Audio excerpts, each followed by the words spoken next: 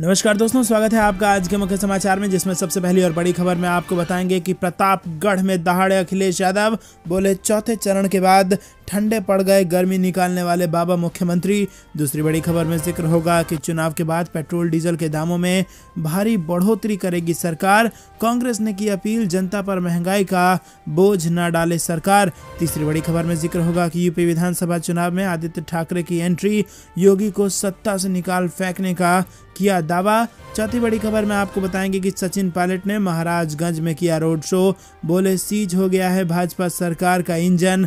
और पांचवी खबर में जिक्र होगा कि प्रधानमंत्री ने भी माना आवारा पशु बड़ा मुद्दा, योगी नहीं बताते रोजगार, युवाओं का प्रतिशत। प्रियंका गांधी ने यहां पर किया जबरदस्त हमला। दोस्तों, हर एक खबर की गहराई में आपको ले जाएंगे, लेकिन उससे पहले अगर आपको भी ऐसा लगता है कि यूपी में सरकार बदलनी तय है तो वीडियो लाइक करके अपना समर्थन दर्ज कराइए। साथ ही साथ कमेंट में हमें बताइए कि किसकी बनेगी सरकार। दोस्तों, रुक करते हैं सबसे पहली और बड़ी खबर की तरफ। प्रतापगढ़ में दहाड़े अखिलेश यादव, चौथे चरण के बाद ठंडे पड़ गए गर्मी निकालने वाले बाबा मुख्यमंत्री। जी हां दोस्तों, सपा के राष्ट्रीय अध्यक्ष अखिलेश यादव ने बृहस्पतिवार को कुंडा सदर और विश्वनाथगंज में आयोजित जनसभा में भारतीय जनता पार्टी पर हमला करते हुए कहा कि बीजेपी के नेता झूठ बोल रहे हैं। बड़ा नेता बड़ा झूठ, छोटा नेता छोटा झूठ, और जो सबसे बड़ा नेता है वो सबसे बड़ा झूठ बोल रहा है। चौथे चरण के चुनाव के बाद गर्मी निकालने की बात कहने वाले बाबा मुख्यमंत्री ठंडे पड़ गए हैं। कुंडा के लोगों का समर्थन देख उनकी भाप निकल गई है और जनता ने भाजपा नेताओं की खटिया खड़ी कर दी है, तो उनके बयान भी घटिया आने लगे हैं। दोस्तों, आपको क्या कुछ लगता है कमेंट में बताइए। लेकिन क्या वाकई में उतर गई है बाबा मुख्यमंत्री की गर्मी? हाँ या ना में अपनी राय बताइए, और वीडियो लाइक नहीं किया है तो कृपया करके लाइक जरूर कीजिए। रुक करते हैं अगली बड़ी खबर की तरफ। चुनाव के बाद पेट्रोल डीजल के दामों में भारी बढ़ोतरी करेगी सरकार। कांग्रेस की है अपील, जनता पर महंगाई का बोझ न डाले केंद्र सरकार। जी हां दोस्तों, आपको बता दें कि कांग्रेस के वरिष्ठ नेता राजीव शुक्ला ने कहा कि केंद्र सरकार 7 मार्च को उत्तर प्रदेश सहित 5 राज्यों में मतदान पूरा होने के बाद पेट्रोल और डीजल के दामों में भारी बढ़ोतरी करने जा रही है। वहीं आपको बता दें कि प्रदेश कांग्रेस कार्यालय पर उन्होंने पत्रकारों से कहा कि सरकार रूस यूक्रेन संकट का हवाला देकर पेट्रोल का 20 रुपए व डीजल का दाम 15 रुपए बढ़ा सकती है। उन्होंने कांग्रेस पार्टी की ओर से अपील की है कि आम जनता पर महंगाई का बोझ न डाला जाए। उत्तर प्रदेश कांग्रेस कार्यालय में गुरुवार को कांग्रेस नेता राजीव शुक्ला ने पत्रकारों से कहा कि सरकार यूक्रेन संकट का हवाला देकर पेट्रोल का 20 रुपए और डीजल का दाम 15 रुपए तक बढ़ा सकती है। पेट्रोलियम पदार्थों की मूल्य वृद्धि से अन्य आवश्यक सामानों के दामों में इजाफा होना तय है। देश व प्रदेश में वैसे भी लोग महंगाई व बेरोजगारी से परेशान हैं। चुनाव के बाद दाम बढ़ाने से आम लोगों को जीना दुभर हो जाएगा। दोस्तों, रुक करते हैं अगली बड़ी खबर की तरफ। यूपी विधानसभा चुनाव में आदित्य ठाकरे की एंट्री, योगी को सत्ता से निकाल फेंकने का किया दावा। जी हां दोस्तों, आपको बता दें कि उत्तर प्रदेश में चुनाव प्रचार की शुरुआत करते हुए शिवसेना नेता आदित्य ठाकरे ने बृहस्पतिवार को मुख्यमंत्री योगी आदित्यनाथ पर निशाना साधा और कहा कि उनके शासन के दौरान धर्मों के बीच नफरत बढ़ी है और राज्य में अब बदलाव का समय आ गया है। ठाकरे ने सिद्धार्थनगर जिले की डुमरियागंज विधानसभा सीट पर जनसभा को संबोधित करते हुए शिवसेना उम्मीदवार शैलेंद्र उर्फ राजू श्रीवास्तव को परिवर्तन का प्रतिनिधि करार दिया। ठाकरे प्रयागराज जिले की कोराव विधानसभा सीट पर एक जनसभा को संबोधित करेंगे, जहां से पार्टी ने आरती कोल को मैदान में उतार रखा है। दोस्तों, रुक करते हैं अगली बड़ी खबर की तरफ। सचिन पायलट ने महाराजगंज में किया रोड शो, बोले सीज हो गया है भाजपा सरकार का इंजन। जी हां दोस्तों, कांग्रेस के स्टार प्रचारक और राजस्थान के पूर्व डिप्टी सीएम सचिन पायलट ने कहा कि यूपी में 4 चरण के मतदान के बाद डबल इंजन की सरकार का लखनऊ में इंजन सीज हो गया है। बदलाव की हवा चल रही है। प्रदेश से भाजपा सरकार का जाना तय है। वो गुरुवार को पनियारा विधानसभा के सिसवा मुंशी से रोड शो और सिसवा मुंशी और फरेंदा में पार्टी प्रत्याशियों के पक्ष में चुनावी जनसभा को संबोधित कर रहे थे। पायलट ने कहा कि 8 साल केंद्र और 5 साल प्रदेश सरकार के कार्यकाल के दौरान महंगाई आसमान छूने लग रही है और बेरोजगारी चरम पर है और युवा रोजगार के लिए मारे मारे भटक रहे हैं। आवारा पशु गांव के गांव फसलों को तबाह कर रहे हैं, उन्हें कोई रोकने वाला नहीं है। कहा कि प्रदेश सरकार ने कानून के दायरे के बाहर जाकर जो कार्रवाई की है उसे सभी ने देखा है। कहा कि आज रसोई गैस 1000, पेट्रोल 100 रुपए तक पहुंच रहा है और इस महंगाई को कोई रोकने वाला नहीं है। कोरोना काल में नदियों के किनारे लाशों के ढेर को कोई भूल नहीं सकता है। कृषि कानून लाकर किसानों के साथ धोखा किया गया, फिर उससे हाथ खींच लिया गया। दोस्तों, रुक करते हैं अगली बड़ी खबर की तरफ। प्रधानमंत्री ने भी माना आवारा पशु बड़ा मुद्दा, योगी नहीं बताते बेरोजगार युवाओं का प्रतिशत, प्रियंका गांधी का हमला। जी दोस्तों, कांग्रेस महासचिव प्रियंका गांधी ने बुधवार को अमेठी में आरोप लगाया कि भारतीय जनता पार्टी और समाजवादी पार्टी उत्तर प्रदेश विधानसभा चुनाव के दौरान आतंकवाद पर बात कर रही है तथा बेरोजगारी, महंगाई, महिला सशक्तिकरण और छोटे किसानों और कारोबारियों की मदद जैसे मुख्य मुद्दों से ध्यान भटका रही है। दोस्तों, खबर में आगे बढ़ने से पहले आपसे निवेदन, आपके लिए हर रोज हम इसी प्रकार की खबरें लाते रहते हैं, लेकिन आपका लाइक करना बेहद जरूरी है। कृपया करके अपना लाइक देके हमारा समर्थन कीजिए। दोस्तों, आपको बता दें कि प्रियंका गांधी ने दावा किया कि अन्य पार्टियां आवारा मवेशियों और महिलाओं के मुद्दे को इन पर कांग्रेस द्वारा चुनाव अभियान में बोलने के बाद उठा रही है। और वहीं दोस्तों, मुख्यमंत्री योगी आदित्यनाथ पर हमला बोलते हुए कांग्रेस महासचिव ने कहा कि वो सार्वजनिक रूप से आतंकवाद पर व्याख्या देते हैं और प्रतिशत में बात करते हैं। प्रियंका गांधी ने कहा कि योगी जी चुनाव के चौथे चरण के दौरान आज आवारा पशुओं से होने वाले नुकसान के लिए मुआवजे की घोषणा क्यों कर रहे हैं, जब वो सार्वजनिक रूप से आतंकवाद पर व्याख्या दे रहे थे और 80% तथा 20% का तर्क दे रहे थे, तब क्या उन्हें इस समस्या की जानकारी नहीं थी। दोस्तों, रुक करते हैं अगली बड़ी खबर की तरफ। भड़काऊ भाषण देने पर बीजेपी विधायक पर केस दर्ज, हिंदू युवा वाहिनी के प्रभारी ने क्या कहा था, आपको बता दें कि सिद्धार्थनगर के डुमरियागंज में बीजेपी विधायक राघवेंद्र प्रताप सिंह पर वैमनस्यता फैलाने के आरोप में मामला दर्ज किया गया है। उन पर यह कार्रवाई सोशल मीडिया पर वायरल एक वीडियो के आधार पर की गई है। इस वीडियो में उन्हें वोट के लिए एक समुदाय को धमकी देते हुए सुना जा सकता है। राघवेंद्र प्रताप सिंह हिंदू युवा वाहिनी के प्रभारी भी हैं और ये पिछले 10 दिन में राघवेंद्र प्रताप सिंह पर दर्ज दूसरा मामला है। डुमरियागंज के थाना प्रभारी वकील पांडे ने बताया कि सोशल मीडिया पर वायरल वीडियो के आधार पर बीजेपी विधायक पर पुलिस ने केस दर्ज किया है। सोशल मीडिया पर वायरल हुए एक वीडियो में सिंह को ये कहते हुए सुना जा सकता है कि मुझे बताइए कोई मुसलमान मुझे वोट देगा, इसलिए जान लीजिए इस गांव के किसी हिंदू ने दूसरे पक्ष को वोट दिया तो माना जाएगा कि उनके नसों में मुसलमान का खून दौड़ रहा है और वो गद्दार है। तो दोस्तों, लगातार हिंदुओं का अपमान कर रहे हैं भाजपा के कई नेता। क्या हिंदू इसका बदला वोट देकर के लेंगे? आपको क्या कुछ लगता है, कमेंट करके जरूर बताइए। दोस्तों, रुक करते हैं अगली बड़ी खबर की तरफ। राम रहीम को Z+ सुरक्षा देने पर विधानसभा में हंगामा, विधायकों ने बीजेपी पर लगाए गंभीर आरोप। जी हां दोस्तों, आपको बता दें कि विधानसभा में गुरुवार को बजट पर चर्चा के दौरान कई बार हंगामा हुआ। बजट पर चर्चा के दौरान विधानसभा में राम रहीम और आसाराम का मुद्दा भी उठा। बजट पर बोलते हुए कांग्रेस के विधायक मुकेश भाकर ने केंद्र सरकार पर राम रहीम को जेड सिक्योरिटी सुरक्षा देने को लेकर निशाना साधा। विधायक ने बीजेपी पर निशाना साधते हुए कहा कि आज बीजेपी का नया नारा है, राम रहीम को लाए हैं और आसाराम को लाएंगे। पंजाब चुनाव में फायदे के लिए भारतीय जनता पार्टी ने राम रहीम को सुरक्षा प्रदान कर जिस तरह की राजनीति दिखाई है, वो अपने आप में बताता है कि पार्टी की रीति, नीति और सिद्धांत क्या है। कांग्रेस पार्टी ने देश में लंबे समय तक राज किया, लेकिन कभी भी किसी भी स्टेट में सरकार बनाने के लिए अपने सिद्धांतों से इस तरीके से समझौता नहीं किया। दोस्तों, रुक करते हैं अगली बड़ी खबर की तरफ। डिजिटल तकनीक से जुड़ेगा कांग्रेस का सदस्यता अभियान, 31 मार्च तक 10 लाख सदस्य बनाने का लक्ष्य। जी हां दोस्तों, आने वाले दिनों में प्रदेश कांग्रेस कमेटी सदस्यता अभियान को डिजिटल तकनीक से जोड़ते हुए ऐप के जरिए नए सदस्य बनाएगी। इसके लिए Congress party membership app launch किया गया है। ऑफलाइन सदस्यता अभियान भी जारी रहेगी। पार्टी ने 31 मार्च तक 10 लाख नए सदस्य बनाने का लक्ष्य रखा है और इनमें से 5 लाख। सपा मुखिया अखिलेश यादव का विपक्ष पर बड़ा आरोप, कहा बीजेपी के राज में नए तरह का भारत छोड़ो आंदोलन। जी हां दोस्तों, उत्तर प्रदेश विधानसभा चुनाव में 3 चरण बचे हैं।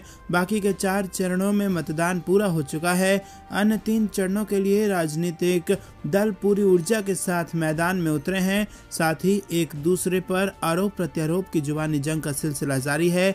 समाजवादी पार्टी के अध्यक्ष अखिलेश यादव ने ट्वीट कर भाजपा सरकार पर निशाना साधा है। उन्होंने ट्वीट कर लिखा कि आज़ादी की लड़ाई में तो भाजपा का कोई योगदान नहीं था, इसीलिए भाजपा के राज में नए तरह का भारत छोड़ो आंदोलन है, जहां घोटालेबाज पैसा लेकर भारत छोड़कर जा रहे हैं। आम आदमी का केवाईसी करवाने वाले बैंक क्या इनका केवाईसी नहीं करवाते? ये भाजपा के तालमेल से होने वाले घोटाले का घालमेल है। जी हाँ दोस्तों, यहाँ पर बड़ा आरोप लगाया है अखिलेश यादव ने।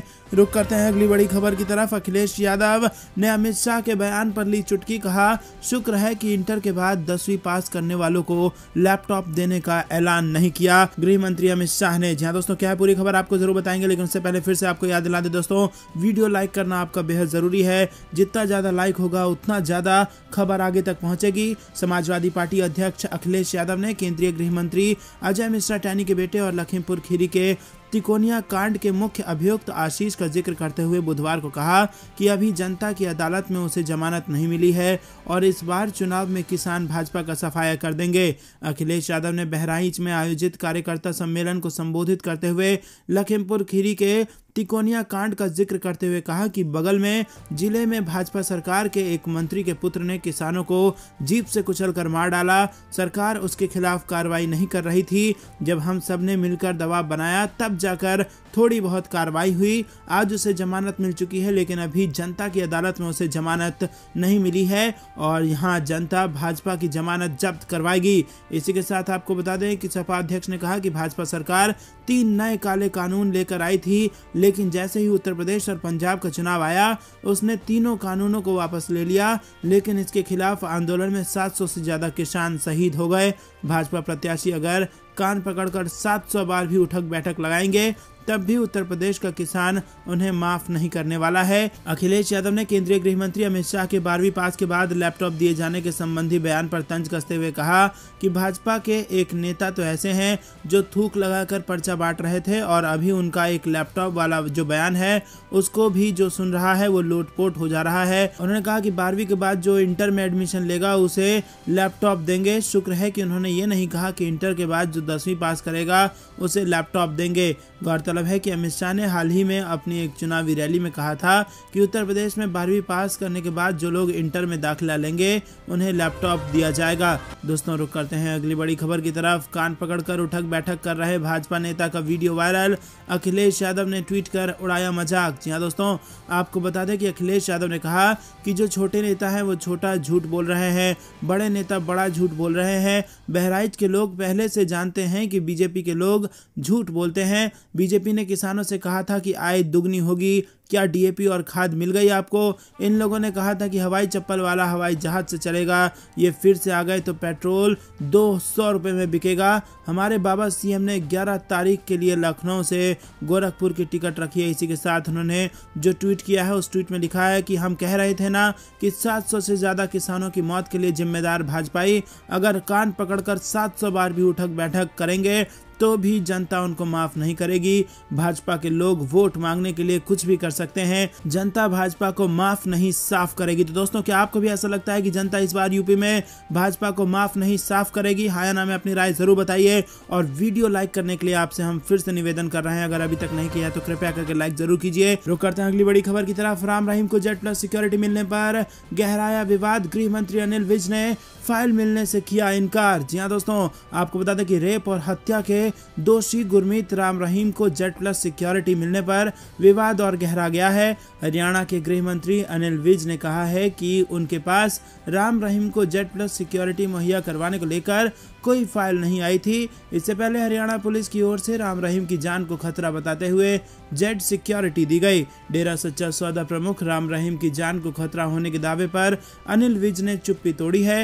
हरियाणा सरकार में मंत्री अनिल विज ने कहा कि मेरे पास ऐसी कोई भी रिपोर्ट नहीं है, मेरे पास राम रहीम से जुड़ी हुई कोई फाइल भी नहीं है और इसी के साथ इस मामले में मेरे पास कोई जानकारी नहीं है, ये दावा किया है हरियाणा के गृह मंत्री अनिल विज ने। अनिल विज के बयान ने राम रहीम को लेकर पहले से खड़े हुए विवाद को और बढ़ा दिया है। रुक करते हैं अगली बड़ी खबर की तरफ। दिग्विजय सिंह और छत्तीसगढ़ के मुख्यमंत्री भूपेश बघेल का पीएम मोदी पर बड़ा हमला, लगाए कई आरोप। जी हां दोस्तों, उत्तर प्रदेश में प्रतापगढ़ की हॉट सीट रामपुर खास के रानीगंज में कांग्रेस प्रत्याशी विधानमंडल दल की नेता आराधना मिश्रा मोना के पक्ष में मध्य प्रदेश के पूर्व मुख्यमंत्री कांग्रेस नेता दिग्विजय सिंह और छत्तीसगढ़ के मुख्यमंत्री भूपेश बघेल ने सभा किया।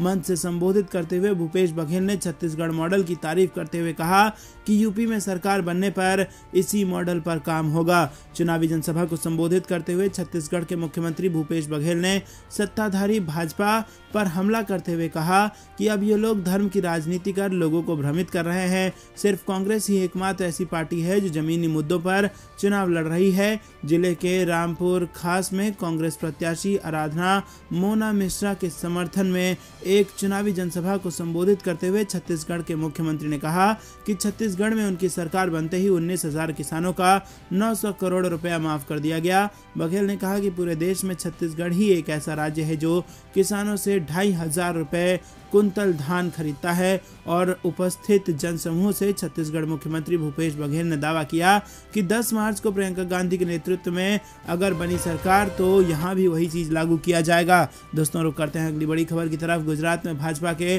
14 साल के राज में हुआ 6,000 करोड़ का कोयला घोटाला, कांग्रेस ने लगाया ये आरोप। जी हां दोस्तों, कांग्रेस ने गुजरात की भाजपा सरकार पर 6,000 करोड़ रुपए के कोयला घोटाले का आरोप लगाया है।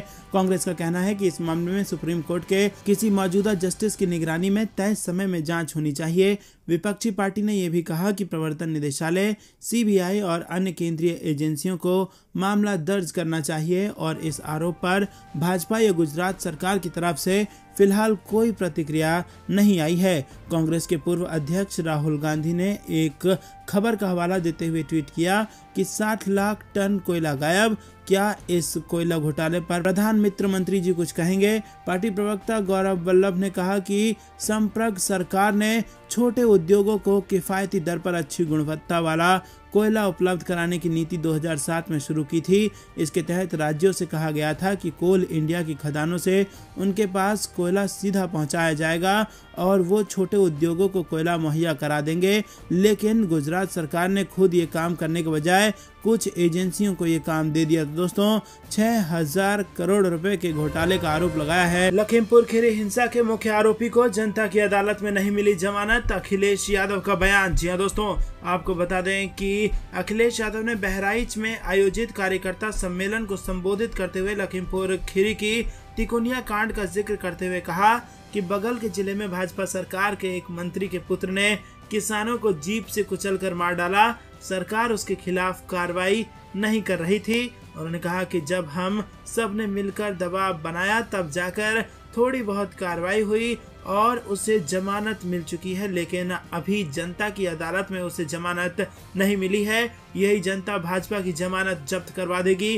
उन्होंने कहा कि भाजपा सरकार 3 नए काले कानून लेकर आई थी, लेकिन जैसे ही उत्तर प्रदेश और पंजाब का चुनाव आया उसने तीनों कानून वापस ले लिए। उन्होंने कहा कि इसके खिलाफ आंदोलन में 700 से ज्यादा किसान शहीद हो गए। भाजपा प्रत्याशी अगर कान पकड़कर 700 बार भी उठक बैठक लगाएंगे तब भी उत्तर प्रदेश का किसान उन्हें माफ करने वाला नहीं है। वो इस चुनाव में उन्हें साफ कर देगा। दोस्तों, अखिलेश यादव ने केंद्रीय गृह मंत्री अमित शाह के 12वीं पास के बाद लैपटॉप दिए जाने संबंधी बयान पर तंज कसते हुए कहा कि भाजपा के एक नेता तो ऐसे थे जो थूक लगाकर पर्चा बांट रहे थे और अभी उनका एक लैपटॉप वाला बयान जो आया है उसको जो भी सुन रहा है वो लोटपोट हो जा रहा है। दोस्तों, रुक करते हैं अगली बड़ी खबर की तरफ। संजय सिंह ने चुनाव आयोग को लिखी चिट्ठी, कहा इस विधायक ने करोड़ों हिंदुओं का किया है अपमान। जी हां दोस्तों, और चुनाव लड़ने पर लगाया जाए प्रतिबंध, ये मांग उठाई है संजय सिंह ने। आपको बता दें कि यूपी विधानसभा चुनाव के चौथे चरण के मतदान के बीच आम आदमी पार्टी के राज्यसभा सांसद संजय सिंह ने चुनाव बीजेपी विधायक राघवेंद्र सिंह के चुनाव लड़ने पर प्रतिबंध लगाने की मांग कर दी है। संजय सिंह ने आरोप लगाया कि इस विधायक ने करोड़ों हिंदुओं का अपमान किया है। मुख्य निर्वाचन आयुक्त को लिखी चिट्ठी में संजय सिंह ने आरोप लगाया कि भाजपा विधायक खुलेआम हिंदुओं को गाली दे रहे हैं। गद्दार और जयचंद की औलाद जैसे गलत शब्दों का इस्तेमाल किया जा रहा है। हिंदुओं को गाली देने वाले ऐसे विधायक के चुनाव लड़ने पर प्रतिबंध लगाया जाना चाहिए। दोस्तों रुक करते हैं अगली बड़ी खबर की तरफ। कांग्रेस ने गुजरात की बीजेपी सरकार पर लगाया 6000 करोड़ के कोयला घोटाले का आरोप। जी हाँ दोस्तों, आपको बता दें कि कांग्रेस ने बुधवार को गुजरात की भाजपा सरकार पर 6000 करोड़ रुपए के कोयला घोटाले का आरोप लगाया है। कांग्रेस ने कहा कि इस मामले की उच्चतम न्यायालय के किसी वर्तमान न्यायाधीश की निगरानी में जांच होनी चाहिए। विपक्षी पार्टी ने यह भी कहा कि प्रवर्तन निदेशालय, सीबीआई और अन्य केंद्रीय एजेंसियों को मामला दर्ज करना चाहिए। इस आरोप पर भाजपा या गुजरात सरकार की तरफ से फिलहाल कोई प्रतिक्रिया नहीं आई है। दोस्तों रुक करते हैं अगली बड़ी खबर की तरफ। राष्ट्रीय किसान मंच ने की सपा को समर्थन देने का ऐलान, अखिलेश यादव को लिखा पत्र। जी हाँ दोस्तों, राष्ट्रीय किसान मंच ने उत्तर प्रदेश के मौजूदा विधानसभा चुनाव में समाजवादी पार्टी को समर्थन देने की घोषणा की है। मंच के अध्यक्ष शेखर दीक्षित ने बुधवार को बताया कि मौजूदा चुनाव में भारतीय जनता पार्टी किसानों के कल्याण के लिए कोई बात न करके समाज में वैमनस्य फैलाने वाली बातें कर रही है। प्रदेश में किसानों और अन्य वर्गों को बेहतरी के लिए सकारात्मक माहौल का होना जरूरी है, जिसकी मौजूदा सरकार से उम्मीद नहीं की जा सकती है। उन्होंने कहा कि मौजूदा हालात पर आज राष्ट्रीय किसान मंच की एक आपात बैठक में विचार विमर्श के बाद तय किया गया कि किसान नौजवान की परिकल्पना को साकार करने के लिए समाजवादी पार्टी के गठबंधन को समर्थन दिया जाए। उन्होंने इसके लिए सपा अध्यक्ष अखिलेश यादव। तो दोस्तों ये थी दिन भर कुछ बेहतरी और बड़ी खबरें। तक बने रहने के लिए बहुत बहुत धन्यवाद। देख रहे थे आपका अपना चैनल। जय हिंद, जय भारत।